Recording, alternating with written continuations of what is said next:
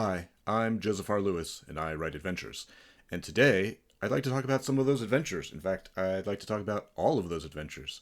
I thought this would be a good time, especially since the channel's growing and there are a lot of you guys out there interested to know about how to write adventures and maybe how I write adventures, and that I could take this opportunity to talk about all of my adventures, what they're about, and a little bit of the process or the history behind how they came to be. So let's do that. Let's run the list chronologically from first to latest. So first up, we have Saving Saxum, my very first adventure from 2018. And this is a small village mystery adventure with some small factions. There's a lot of investigation. There are a lot of NPCs to talk to. And it has a bit of a twist at the end for what you can do or how to resolve it. It's not necessarily you kill the bad guy sort of story. Um, I don't know where it came from. I think I just wanted to do something different from all the adventures that I've been playing and running as a GM and as a player. And I don't know if there was a specific thing that inspired this concept, but it came together really well and it kicked me off. It gave me the confidence to keep going. And recently, just last year, I remastered it. The original version was in 5e, and I then created an OSR generic version. And last year I created the remastered version specifically for Cairn. So all three of those versions are now available, and the print version is the Cairn version, which I think looks pretty good. Number 2, we have Solomon's Screaming Tomb. This is a more standard dungeon delve. It's a small, deserty, pyramidy, Egyptian-themed sort of tomb, Pharaoh's tomb. Again, I think I did a fair job of it. I didn't even remember this is full of my hand-drawn art from way back in the day, which is not great, but fair. But there's a lot going on in most of the rooms. Again, I was just trying to do my first traditional dungeon delve. It's okay. I could probably punch it up if I wanted to, but I think this is just a testament to something that was in my stepping stones as I was learning the craft and learning my skills and figuring out what I wanted to do with an adventure. And it's pretty okay, and it's still out there. It's available for 5e and the OSR generic stats. At number 3, we have Grave Titan Harvest. I have no idea where this one came from. The setting is a giant cavern underground where a wizard is harvesting the marrow from the bones of a sonorous titan, a sky whale, which he can then use to make flying ships.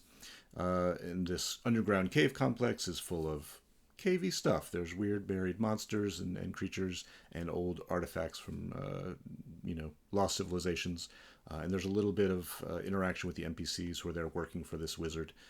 Maybe I was just trying to do an underground adventure. Maybe that was the thought process there, to do in juxtaposition to having just done a standard dungeon delve. I don't remember. But that idea about harvesting bones for flying ships will come back. But this was just for 5e and OSR, and I'll probably not go back and touch this one up. At number 4, we have Acid Metal Howl. This was I don't want to say, maybe it is a town, it's a city, it's a ruined city, an abandoned city, where there are a number of factions who are excavating and robbing the ruins. There's a group of, I think, warlike nuns who have set up an abbey in one area. There's some dwarves who are digging for treasure. There's some mutants living out in the outskirts, and it's just kind of a little sandboxy area that you can explore and interact and play with, poke a lot of dangerous things, have a lot of dangerous adventures. And this emerged because I was developing the idea that maybe I had a setting, this setting of Hearth that I created, a Dying Earth setting, that was going to have a lot of deserty sort of settings and places and interactions. I was starting to get the idea that maybe this was all one world, and this city, this ruined city at the edge of the desert, was going to be part of that world. It came out okay. Again, just some of my early hand-drawn art. And it's available for 5e and the OSR generic stats. And it'll probably stay at the back end of the catalog. At number 5, we have Ragged Hollow Nightmare. This was a return to what I had done with Saving Saxum. I wanted to have a tight village with a specific problem that was a little weird, a little inverted. And then I expanded that idea a little bit. I wanted to keep adding tropey things. I wanted a better standing, I wanted a better starting village, a place where you could, see goblins in the woods and have bandits in the hills and have a dwarf in the mountains. I wanted all of the tropes close together, easy to access, with my own twist on them. And it came together really well. I put that out for 5e and OSR generic. And then a few years later, the Merry Mushmen came along and scooped me up, and we made an enhanced version, which is Nightmare Over Ragged Hollow, which you may have heard of, which is a punched up version. It has a lot more detail and a few more encounters and a bigger map. Much better art by the great Leon. And that was a fantastic step forward. I was pulling together a lot of the skills that I'd learned. I was starting to learn what I enjoy in writing an adventure. I like a location. I like a mystery. I like a lot of interesting NPCs to interact with. I like weird puzzles. And I like having things tie together in different locations where if you find something over here, it unlocks something over there, and it makes the world seem bigger and richer. So I was developing that sense of what I enjoy about creating adventures and running those adventures. You can still get the original in 5e and for the OSR generic stats. And of course, you can get the Merry Mushmen punched up version available for OSE Old School Essentials. At number 6, we have Escaping Edgewild. This is a very tropey standard escaping from prison. You start in prison, you're level 1, you have no gear, and you are shackled in a cell. And the adventure is structured around the stages of the escape. So stage 1 is literally how do you get out of the cell? And then stage 2 is how do you get out of the prison? And then stage 3 is how do you get out of the fort that the prison is underneath. So they're very different maps. They expand on the areas that you're in. You have to think very creatively about the tools that you have access to and the NPCs that you have access to. I thought it was a lot of fun. I was very deliberately trying to play with tropes just to push myself creatively to see if I could think of new original things to do with old tropey things. Put old wine in new bottles, that sort of thing. I think it turned out pretty well. It's on the distant back burner of something that I might punch up at some point. I do like it, but it's not in the forefront of my mind. But it's still out there. It's still pretty good. At number 7, we have the Obsidian Keep. The Obsidian Keep was, it's hard to describe what was the inspiration for that. I think there was a lot of different movies and books and things I was reading at the same time. I wanted something that was a little maritime, a little aquatic, a little ship-based adventure on the water. I've spent a lot of time on the water from childhood, mostly cleaning boats, but also sometimes getting to actually sail them. And I like the idea of exploring a place that has been transformed or destroyed, and you get to look through the wreckage and figure out what happened here. It's another sort of mystery solving or mystery uncovering. There's also a lot of people to help, and I personally like where you get to feel heroic by helping people, not necessarily by destroying evil things, but by helping good people. I like that feeling. So in the Obsidian Keep, you explore this harbor that's been smashed. There was a fleet. Then you get to the beach and you find refugees who are in need of help. And then you get to the keep itself and you discover what happened here, the horror, the explosion, the fiery doom. And it turned out really well, and I was very pleased with it and very proud of it. And then, of course, that was for 5e and my OSR generic stats. And then a few years later, once again, the Mushmen came along and scooped me up. We made a punched-up version, and this one I wrote out a very detailed dungeon for the ending. Instead of being a sort of vague space that you explore and you find the answer to the what's going on here, it's now a fully formed dungeon, room by room, that you can crawl through, which was very exciting. It's full of creepy stuff that I was very pleased to get to write. And that became Raiding the Obsidian Keep. So you can get all of those versions still. You can still find the original Obsidian Keep in 5e and OSR generic. And then, of course, you can get the Merry Mushmen version for Old School Essentials. Coming in at number 8, we have Desert Angel Fiasco. Remember that flying ship nonsense I was talking about a few games ago? Well, now it's back. Again, I was still probably riding high on my excitement about things on boats. So I created the Desert Angel, which is a magical flying ship. And it's sailing across the desert because I was still interested in my desert setting at the time. And this is more of a very straightforward railroad. You are sailing from point A to point B, but then a lot of strange things happen along the way. And I designed it specifically so the GM can choose whether or not to include each of those encounters. So I think there's something like 15 or 17 encounters. But you can leave them out if you don't like any particular one or you're trying to save time on your session.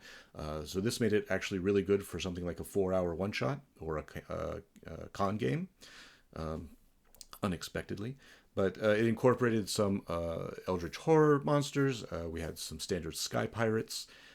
There was a desert city of ruins with a pyramid and a mummy queen.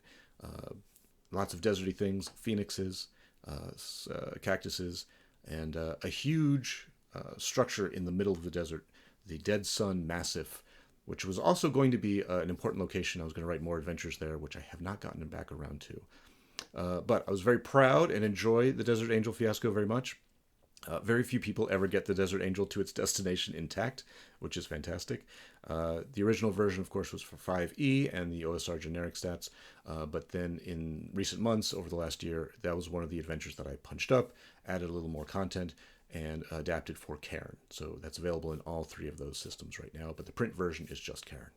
Coming in at number 9, it's Kraken Corpse Delve. Kraken Corpse is hard to say. Kraken Corpse Delve was, I'm not sure if this came from anything specific, but the adventurers have the opportunity to crawl down through the dead body of a giant kraken, giant sea monster, in a dried up sea floor. It's all mud and solid.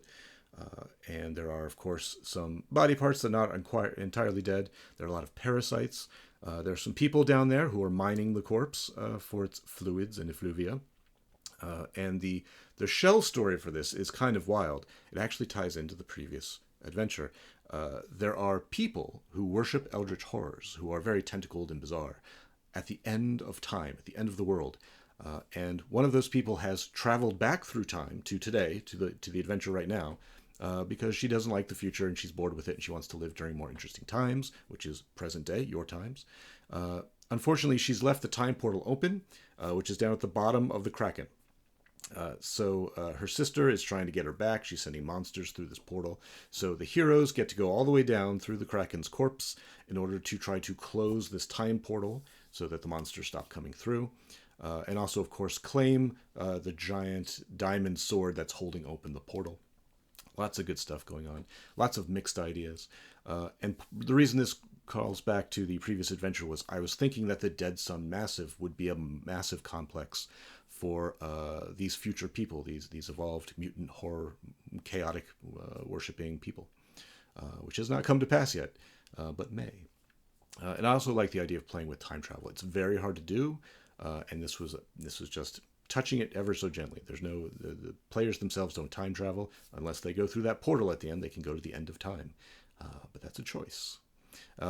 This was available originally in 5e and OSR generic, and this is also one of the adventures that I punched up over the last few months and created a new Carrion edition for, so that's also available in print for the Carrion edition. At number 10, we have Witches of Frostwick. Witches of Frostwick was, again, I was sort of going back to the well that I like doing a village adventure that has a mystery and a problem. This one is drenched in Slavic folklore, which I personally love and find fascinating. It's very dark. It's probably very Hellboyish to some of us, to some of our readers. There are witches everywhere. Some of them are good witches and some of them are bad witches. And there are a number of demons, many of whom are sort of sad demons, but they're still evil. And you can go around this space. You get trapped there. There's a curse. You can't leave the area. So if you want to leave the area, you have to solve the mystery. So you're forced to solve the mystery, which I think is helpful. Goes back to the Golden Dome that we saw in Ragged Hollow. It's good to trap people, because then you have to get out of the trap. But there are also lots of factions. There are lots of different ways to sort of solve this problem. It does probably culminate in a lot of combat, but it does need to. And then on top of all that, there's all this witchy stuff. There's some undead stuff. There's also some Fae stuff. The Fae used to be here before all the people, so there's still remnants of the Fae. And then in addition to all of that, I created a system of plug-and-play weapons, where if you find these special sort of weapons, it has a socket in the handle. And if you can find a magic eyeball, which is an old witch's eye or a wizard's eye, you plug it into the weapon. The weapon now has the magical properties of that eye. And you can plug and play. I think there's 4 different weapons, and there's something like 8 different eyeballs. So you can put whatever eyeballs you want and whichever weapons you want. This, of course, was stolen wholeheartedly and in full cloth from Final Fantasy VII, with plugging your materia into your weapon sockets, which is just something I love, and I've been sitting on for 20 or 30 years. So I finally put that in an adventure.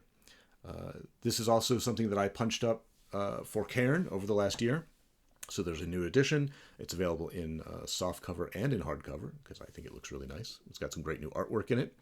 And it also features for Carrion a background at the end for people who know about Carrion backgrounds. They're sort of like character classes, but not quite. And in addition, for our Carrion players, I created a system where you can train with specific NPCs to develop skills. I think those skills were fighting skills, hunting skills, witch skills, and priest skills. So I built that all in. I made that all available. I think it made it a really rich experience. I've gotten a lot of great feedback from it, and I think Witches of Frostwick may be the single product that I am still the most proud of, especially the new edition. I just think it plays to a lot of my strengths. I think it's really packed to the gills with stuff to do. I think it's really diverse and interesting, and I like it a lot. So it's out there. You can still get the original 5e and OSR versions, but you can also get the super new Carrion edition. Number 11 is Orbital Vampire Tower. I have no idea where this came from, and I don't know why it came on the heels of Witches of Frostwick, but obviously it's sort of science fantasy horror, and the PCs are teleported magically up to a floating tower at the edge of space, where vampires, of course, go to live in space because there's less sunlight up there in the shadow of the world. That makes sense. That's just logical.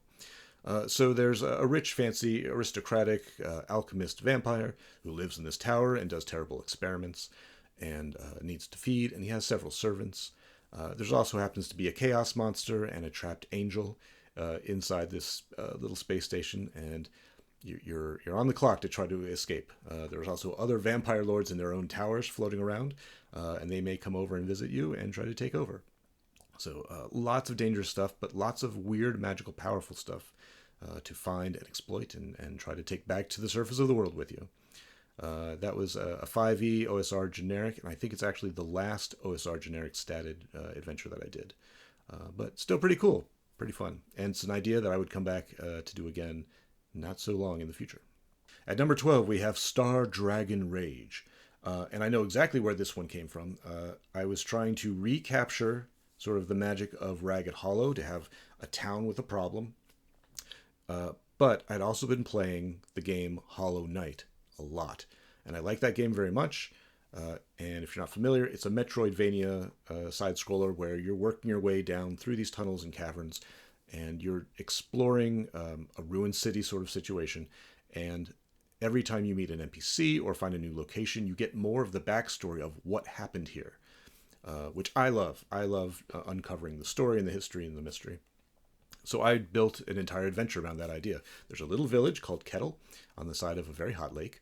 And if you find your way down into the underground areas, first there's a village, and then there's a larger complex, and there's a whole city buried down underneath. And this whole area, again, has a rich and complex history of the peasants versus the nobles. And there are dragons from outer space. Who have invaded, who have been nesting here, whose babies have been trapped. There's a lot going on. There's a lot of story to unravel. It's full of some sci-fi tropes. I think it's full of great stuff. It did not land, I think. It didn't pick up a lot of traction, and I don't see people talk about it. I don't know if anyone's played it. I'm kind of fond of it still, but I think it was sort of a misstep. Maybe I was a little too interested in aping Hollow Knight. I don't know. But it was fun to write, and I think there's a lot of fun stuff in there. And that's available for 5e and is also statted for Old School Essentials, OSE. That marked the transition from my old school OSR generic to the OSE stats. At number 13, we have 13 weird one-shots. And I don't know how that numbering matched up, but it just did. I think after writing another very large adventure with Star Dragon Rage, with a big setting and a big campaign sort of structure to it, I was interested in trying to get back to doing smaller one-shotty content. So I challenged myself to write 13 one-shots, each one based on the 13 different types of damage that are in 5th edition. Which is dumb. It was a dumb little challenge, but I think it's good sometimes to create a dumb challenge for yourself and just see if you can do that thing. I don't think it's necessarily virtuous to finish that challenge. I did, and I think it turned out okay. It features a lot more of art that I drew, and I think it's okay art. I think you can see my art slowly, slightly improving over time.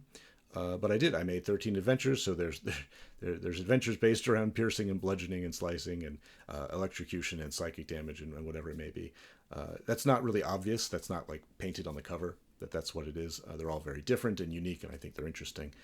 They're easy to drop into your campaign in different places if you just want to fill in some space between two important locations. You can plug one of these little one-shots in between. No one's going to notice that they're themed on different types of damage, but that's what was going on in the writer's head at the time. So a little look behind the curtain. And that was statted for 5e and OSE. At 14, we have Battle for Carrion Vale. This is very different. This is a big departure for me. And I think after doing all the short adventures from 13 one-shots, I wanted to do something bigger again, but I wanted to do something different. I was trying to challenge myself again. I didn't want to just do a dungeon delve or a village. I don't know where the idea of a giant battlefield came from, but I'm glad I thought of it. I'm glad I tried something new. So the idea is that forces of law and chaos have come together. They had a big battle. There's been an explosion, and this is the day after. So this is the aftermath of something big happening. This is obviously something that I like to do. This is the same thing that happens at the beginning of the Obsidian Keep. There's been a big battle, and now you're exploring the aftermath.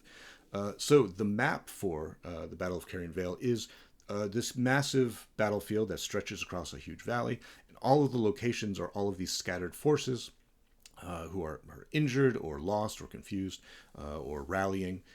And you can go around and meet them, and they're from different sides, obviously. They're from different factions. There are also some third parties who are sneaking in. There are some thieves who want to raid and steal from the bodies and whatnot. So you can interact with all these different parties. You can learn some of the story, what's going on here. You can get engaged in some very complex faction play. And then you can work your way to the center of the map where the big bad and the big good are fighting over the big MacGuffin.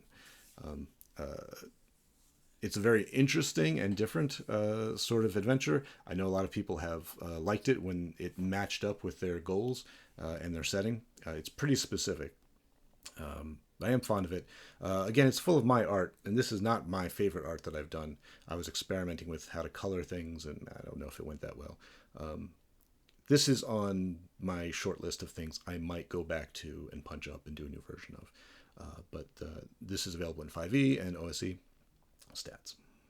At number 15, we have Imperial Vault 19 and Other Dark Places.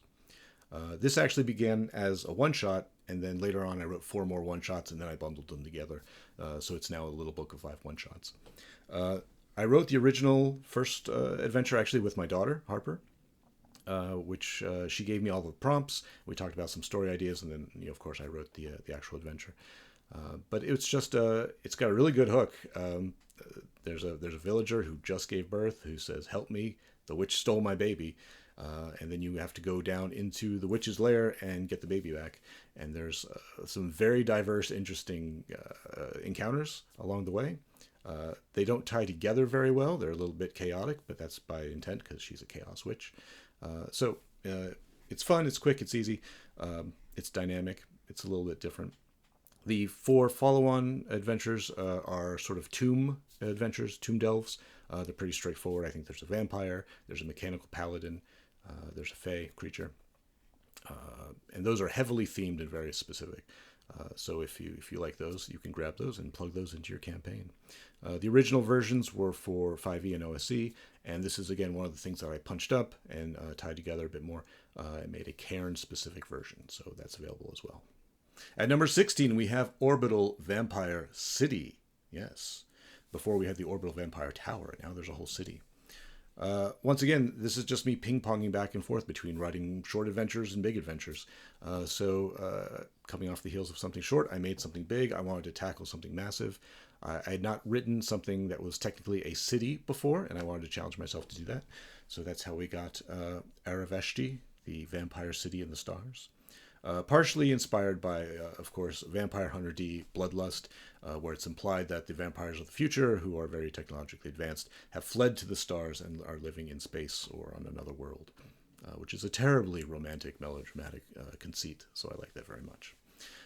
So this adventure gives a couple of different ways how your players may find themselves in an orbital space city full of vampires. It's still fantasy focused, but obviously it's leaning heavily into sci-fi and horror.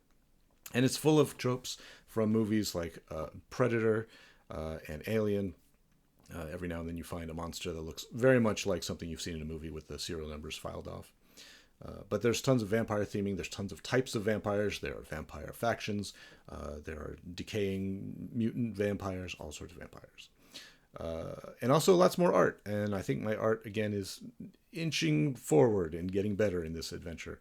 It's very big. I like the cover very much. I think that turned out well. And this was statted for 5e and OSE. At number 17, we have 3 adventures, technically. This is the Wicked Little Delves series, so volumes 1, 2, and 3. And this was me going back again a bit to the 13 weird one-shots concept of just having a bunch of structured one-shots that people could drop into their adventures.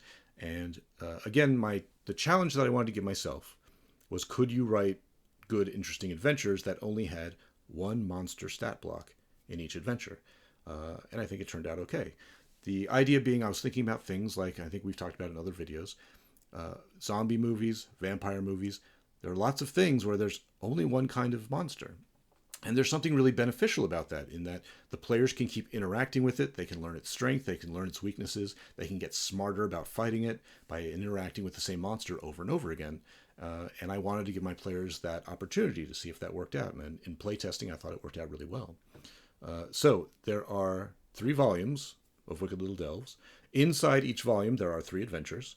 So those adventures are designed more or less for levels 1, 2, 3 in Volume 1, and 4, 5, 6 in Volume 2, and 7, 8, 9 in Volume 3. They all have wildly different themes and settings. Each one only has one monster. I try to make that monster really interesting and have both unique powers and some interesting weaknesses, so the players could interact with them and learn how to deal with them and get smarter about beating them and manipulating the battlefield, the battle space. So I thought that worked out really well. Originally, I did this for, I think, 5e and OSE, but when I went back and revised it, made the new editions, which just came out a couple months ago, I did them for Shadowdark, Old School Essentials, and Carrion, which is my new trifecta of systems. I think the conversion went really well. I've heard people are playing them in Shadowdark and Carrion, and it's going well. So I'm pretty proud of those. I'm glad that's working out, and you can get those in print as well. And that's a single file or a single book that contains all 3 of those different systems or stat blocks. So it's all bundled together. At 18, we have Carcass, Titan Rat City. This was my second attempt, I guess, at doing a city-based adventure or city-based location or setting. And it was very much intended to be my Lankmar. I wanted it to be a dirty, dusty, gross city full of factions. And boy, howdy, is it full of factions. We've got all kinds of knights who are good guys and bad guys. We have lots of different mercenary groups, lots of different priest groups, lots of different cultists. There are 3 levels of dungeons that are provided for you that are under the city, with the implication that you can keep adding dungeons going all the way down. And I also wrote a lot of fiction that was set in the city of Carcass. It's also called Carcass because the city itself is built in and under the giant carcass of a Titan rat. In my sort of pseudo setting of Hearth, I had the idea that there are titans, which are just gigantic animals that come out of some sort of chaotic portal, and no one knows how and why or what they are. But long time ago, a giant Titan rat emerged, broke up out of the surface of the planet, and some really good guy heroes showed up and killed it. They put a big rock spear through its head. And then what happens? Well, you get whalefall. You get the thing rots, and a lot of things show up to eat it. And then people show up and live under its bones, apparently. So that's how we get Carcass, the city of the Titan Rat, where the Carcassites live, who are questionable folk at best. And that's statted out for 5e, OSE, and Carrion. And all of that's provided within the single book, the single file or the single printout, if you get it in paperback. And I like it a lot. I had a lot of fun playtesting it. We playtested it for a very long time. You can play in Carcass for a very long time. It has something like 100 locations. Every location has an NPC who has something to offer and something to ask for.